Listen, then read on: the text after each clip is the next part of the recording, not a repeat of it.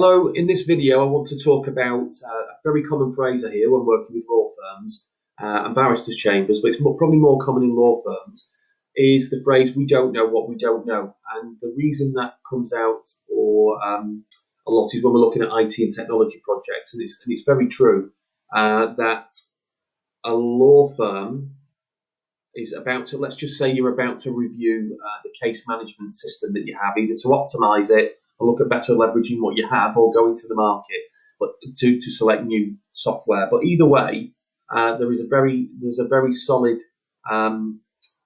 point in we don't know what we don't know. You need to understand more about what's available so you can make an informed decision.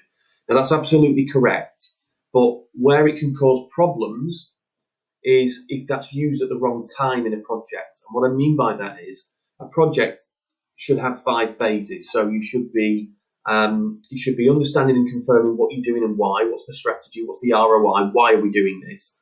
You should then be doing a project plan, that's phase 2, and understanding, going to acquire knowledge on what the current position is, what's working, what isn't, what good needs to look like. 3 would be confirming the requirements.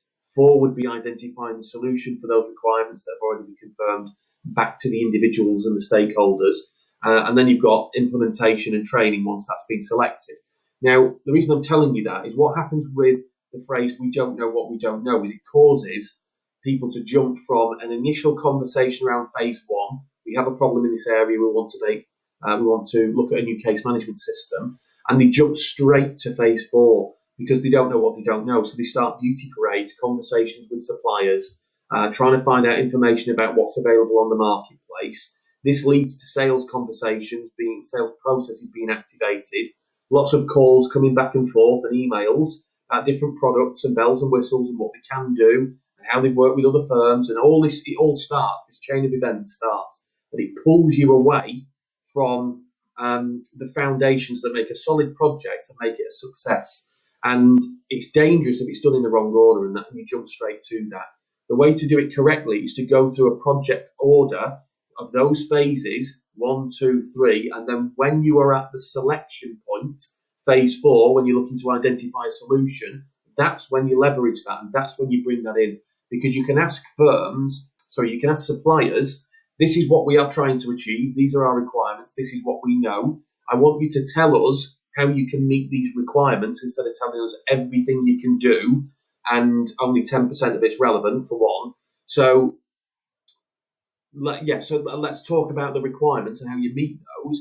And once you've identified, that enables you to trim down the suppliers, efficiently or effectively based on what you're trying to achieve and what your firm needs and what your people need. It's about you. And once you've got to that position, then you can open up to the market or ideally to the specialist providers that are now in the shortlist around innovation and we don't know what we don't know. What are other firms doing that can improve this element of the firm and what we do? And it's a very it's about the timing of when you bring that in. You don't miss it because it is important. It's a valid question.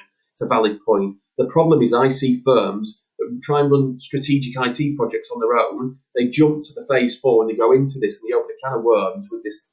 With these sales engagements at the wrong phase. It's no good for the suppliers and it's no good for you. It burns a lot of time.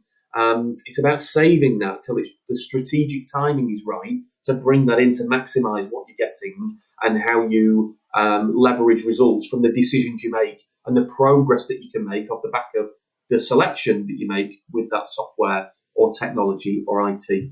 So I wanted to share that because it's a common problem that I see a lot of the time. And even if you don't work with me or bringing somebody independent in, but I think you should bear that in mind if you want to try and make IT projects a success. Now, if you do have strategic IT projects or you're looking at your infrastructure, your case management system, you want to change it, you want to better utilize it, you want to optimize it, file opening, client onboarding, post scanning, all these different tools and technology. If it is an important project that you want to get right this time around, then I'd love to have a conversation with you. I'd be more than happy to share my project methodology, the 5 phases, what they are and why, and either do some consulting work directly for you or coach an existing team, provide some training so they can get it right for you. Take care, drop me a line, phone number's in the LinkedIn profile if you want to talk.